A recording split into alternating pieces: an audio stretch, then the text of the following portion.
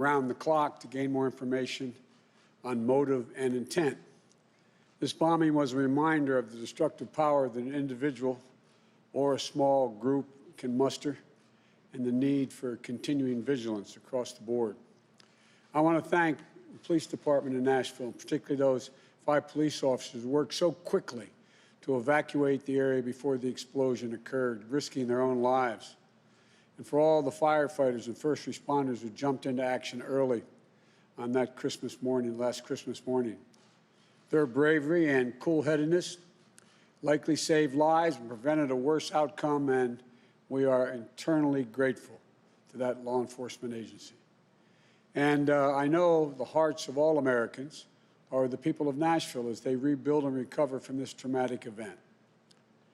Now, Vice President Harris and I, along with our nominees to lead the national security institutions, have just been briefed by some of the professionals who have been conducting agency reviews as a part of our transition. This is a long-standing part of the orderly transition of power in American democracy.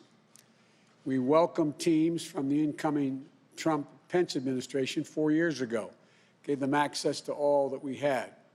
And over the past few weeks, teams of genuine policy and management experts, many of them previous government experience, who have gone into agencies across the government to conduct interviews with personnel, to gather information, and to assess the state of the federal government, excuse me, that we will shortly inherit.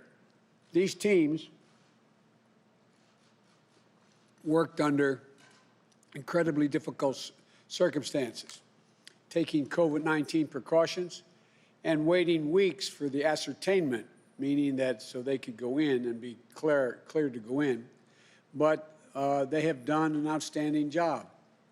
For some agencies, our teams received exemplary cooperation from the career staff in those agencies. From others, most notably the Department of Defense, we encountered obstruction from the political leadership of that department.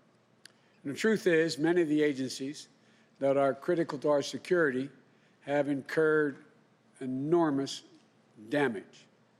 Many of them have been hollowed out in personnel, capacity, and in morale, in the policy processes that have atrophied or have been sidelined, in the despair of our alliances and the disrepair of those alliances, in our absence from key institutions that matter to the welfare of the American people, in the general disengagement from the world. And all of it makes it harder for our government to protect the American people, to defend our vital interests, in a world where threats are constantly evolving and our adversaries are constantly adapting. Rebuilding the full set of our instruments of foreign policy and national security is a key challenge that the Vice President-elect Harris and I will face upon taking office, starting with our diplomacy. Today, we heard from the leaders of the state and USAID agency review teams about the critical early investment we're going to need to make in our diplomacy, in our development efforts, and in rebuilding our alliances, to close the ranks with our partners and bring to bear the full benefits of our shared strength for the American people. When we consider the most daunting threats of our time, we know that meeting them requires American engagement and American leadership, but also that none of them can be solved by America acting alone. Take climate change, for example. The United States accounts for less than 15% of the global carbon emissions. But without clear, coordinated, and committed approach from the other 85% of the carbon emitters, the world will continue to warm. Storms will continue to worsen. Climate change will continue to threaten the lives and livelihoods, and public health and economics of our existence and literally, the very existence of our planet. We've learned so painfully this year the cost of being unprepared for a pandemic that leaps borders and circles the globe. If we aren't investing with our partners around the world to strengthen the health systems everywhere, we're undermining our ability to permanently defeat COVID-19, and we're leaving ourselves vulnerable to the next deadly epidemic. And as we compete with China, to hold China's government accountable for its trade abuses, technology, human rights, and other fronts, our position will be much stronger when we build coalitions of like-minded partners and allies that make common cause with us in defense of our shared interest and our shared values. We make up only 25%, almost 25% of the entire economy of the world. But together with our democratic partners, we more than double our economic leverage. On any issue that matters to the U.S. and China relationship, from pursuing a foreign policy for the middle class, including a trade and economic agenda that produces and protects American workers, our intellectual prosperity and the environment, to ensuring security and prosperity in the Indo-Pacific region, to championing human rights, we're stronger and more effective when we're flanked by nations that share our vision and the future of our world.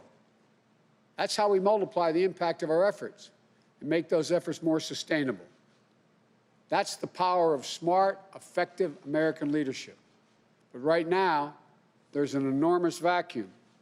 We're going to have to regain the trust and confidence of a world that has begun to find ways to work around us or work without us.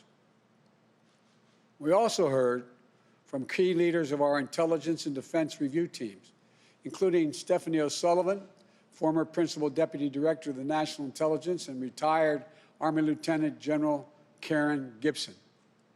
We talked about the different strategic challenges we're going to face from both Russia and China, and the reforms we must make to put ourselves in the strongest possible position to meet those challenges.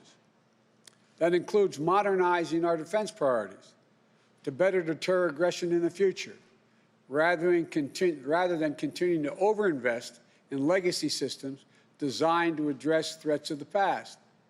We have to be able to innovate, to reimagine our defenses against growing threats in new realms like cyberspace. We're still learning about the extent of the SolarWinds hack and the vulnerabilities that have been exposed. As I said last week, this attack constitutes a grave risk to our national security. We need to close the gap between where our capabilities are now and where they need to be to better deter, detect, disrupt, and respond to those sorts of intrusions in the future. This is an area where Republicans and Democrats are in agreement, and we should be able to work on a bipartisan basis to better secure the American people against malign cyber actors. And right now, as our nation is in a period of transition, we need to make sure that nothing is lost in the handoff between administrations. My team needs a clear picture of our force posture around the world and our operations to deter our enemies. We need full visibility into the budget planning underway at the Defense Department and other agencies in order to avoid any window of confusion or catch-up that our adversaries may try to exploit. But as I said from the beginning, we have encountered roadblocks from the political leadership at the Department of Defense and the Office of Management and Budget. Right now, we just aren't getting all the information that we need for the outgoing administration in key national security areas. It's nothing short, in my view, of irresponsibility. Finally, we spoke about the day one challenge that we're going to need to address immediately, drawing on the skill sets of the Department of Homeland Security and the Federal Emergency Management Agency. We were briefed on the steps needed to clean up the humanitarian disaster that the Trump administration has systematically created on our southern border. We will institute humane and orderly responses. That means rebuilding the capacity we need to safely and quickly process asylum seekers without creating near-term crisis in the midst of this deadly pandemic. These are hard issues, and the current administration has made them much harder by working to erode our capacity. It's going to take time to rebuild that capacity. We're going to work purposely, diligently, and responsibly to roll back Trump's restrictions starting on day one. But it is not as simple as throwing a switch. to turn everything back on, especially amid a pandemic. We'll have to have a process to ensure everyone's health and safety, including the safety of asylum seekers, hoping for a new start in the United States, free of violence and persecution. Of course, an essential part of this will be managing the safe, equitable, and efficient distribution of vaccinations to as many Americans as possible, as quickly as possible. FEMA has an enormous part to play in this. And we heard from the former FEMA director, Craig Fugate, today. We want to make sure that our administration is poised to make full use of FEMA's domestic reach and capacity in managing our COVID response. And finally, from every briefer, I was heartened. I was literally heartened to hear about the incredible strength we'll be inheriting in the career professionals and working people across these agencies. They never stop doing their jobs and continue to serve our country day in and day out to keep their fellow Americans safe, just as they've always done. These agencies are filled with patriots who have earned our respect and who should never be treated as political footballs. I'm looking forward to the honor of working with them again, to asking for their advice and inputs to help shape the best possible policies for all Americans. I want to thank the incredible folks who've served on these agency review teams as part of this transition. They've dedicated their time and energy, their vital experience and expertise to help ensure Vice President Harris and I are ready to hit the ground running.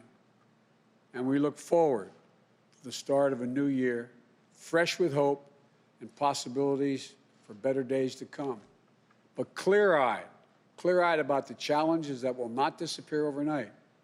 I want to reiterate my message to the American people.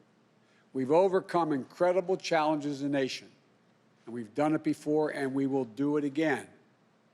We'll do it by coming together, by uniting after years of pain and loss, a year particularly needed to heal, to rebuild, to reclaim America's place in the world. This is the work that lies ahead of us, and I know we're up to the task. We will champion liberty and democracy once more. We will reclaim our credibility to lead the free world. And we will, once again, lead not just by the example of our power, but by the power of our example. God bless you all, and may God protect our troops. Thank you.